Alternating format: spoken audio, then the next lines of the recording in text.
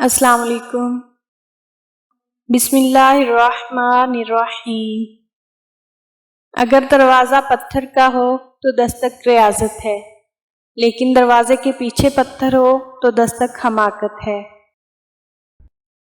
اپنی انا کو کسی کے سامنے پامال کر دینا مجازی عشق ہے، اور اپنی انا کو بہت سوں کے آگے پامال کر دینا عشق حقیقی ہے۔ محبتیں عطا کرنا اور نصیحتیں عطا کرنا بہت آسان ہے، محبت دینا بہت مشکل ہے۔ مہمان کے آگے تھوڑا کھانا رکھنا بے مروتی ہے، اور حد سے زیادہ رکھنا تکبر۔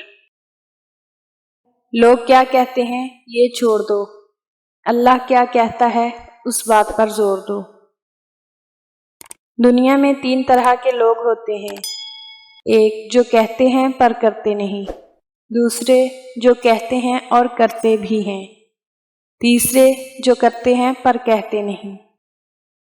دوسروں میں کیڑے نکالنا آسان ہے، لیکن اپنے اندر جو اتنے بڑے سانپ ہوتے ہیں لوگوں کو وہ نظر نہیں آتے اور وہ انجان بنے رہتے ہیں۔ انسانوں کو انسان سمجھ کر ان کے ساتھ معاملات کیا کریں۔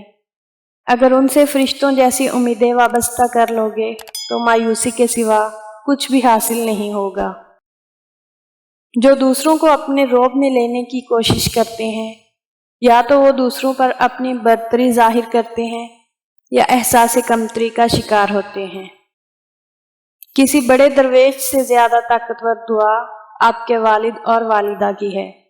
ان کو نظر انداز کر کے کسی پیر بابا یا کسی سرکار، کسی مخدوم کو تلاش کرتے کرتے ساری زندگی غارت کر دیتے ہیں۔ رزق میں کمی کی سب سے بڑی وجہ یہ ہے کہ انسان محنت نہیں کرتا اور اللہ پر الزام لگا دیتا ہے کہ اس نے ہمیں غریب ہی رکھا۔